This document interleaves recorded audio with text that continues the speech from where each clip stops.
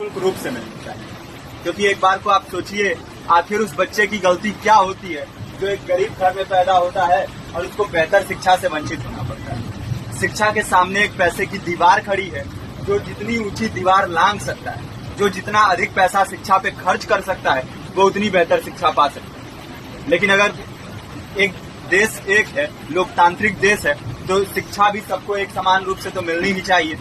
आज परिस्थिति ये है कि एक तरफ तो प्राइवेट स्कूल हैं जो लूट के अड्डे बने हुए हैं, वहां पे आप एडमिशन कराने जाएंगे तो सिर्फ एडमिशन के नाम पे ही आपको 10,000 20,000 रुपए देना होगा। और कमीशन खोरी का ऐसा धंधा है कि कॉपी, किताब, टाई, बेल्ट, ड्रेस, जूता कहाँ से खरीदना है ये आप नहीं तय करेंगे वो प्राइवेट स्कूल वाले। यानी आम लोगों की मेहनत की आखिरी कौड़ी उनके जेब से वसूल लेना चाहते हैं। और दूसरी तरफ सरकारी स्कूलों में न तो पर्याप्त टीचर है, न पर्याप्त बिल्डिंगें।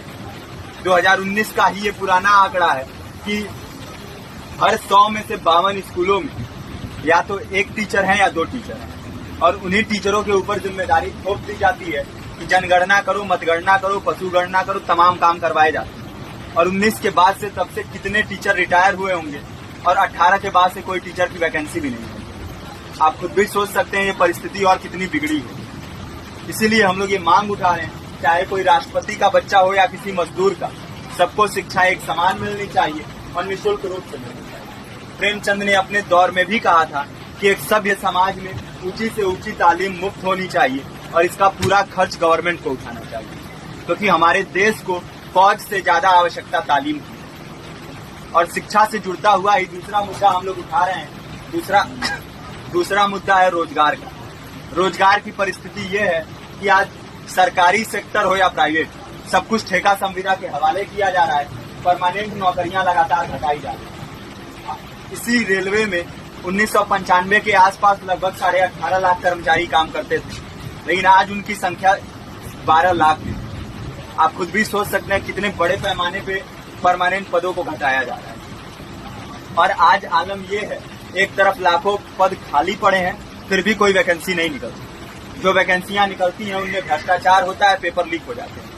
RO, UP police, BPSC, SSC, CGL, ऐसे तमाम पेपर लीक हो चुके हैं, आप लोग भी जानते हैं। अभी नीट की धांधली में ये पता चला कि एक एक पेपर 30 लाख से 50-50 लाख रुपए में बेचा गया। हम और आप तो ये पैसा नहीं दे सकते। पूरी की पूरी कारस्तानी सरकार, प्रशासन, शिक्षा माफियाओं की होती है। और भुगतता कौन है?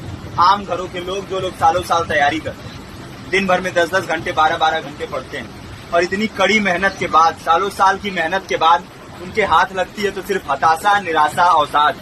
बहुत से छात्र नौजवान जो इस बेबसी में, इस डिप्रेशन में नहीं जी पाते, आत्महत्या तक के कदम उठा लेते हैं। लेकिन ये देश की विडंबना है कि टीवी चैनल, अखबार, मीडिया, नेता, मंत्रियों के लिए कहीं ये कोई मुद्दा नहीं है। उनके लिए मुद्दे हैं तो जाति, धर्म, रंग, नस्ल, अगड़ा पिछड़ा। आज जब पूरी परिस्थिति इतनी भयावह है तो ये जरूरी है कि लोगों के बीच में जाया जाए, लोगों को संगठित किया जाए और एकजुट किया जाए। क्योंकि आज अगर अपने मुद्दों पर बोलेंगे नहीं तो कल को ये परिस्थिति और बिगड़ेगी। हो सकता है ले देके अपनी जिंदगी तो हम लोग काट ले जाएं, लेकिन आने वाली पीढ़ियों को क्या भविष्य देके जाएंगे, ये भी सोचने वाली बात है। हमारे साथी ने आपको पर्चा दिया है, पर्चा आप तक पहुंच गया है। पर्चे में और भी बातें हैं, इसको पूरा विस्तार से पढ़िए। पर्चे में हमारा नंबर है, संपर्क कीजिए।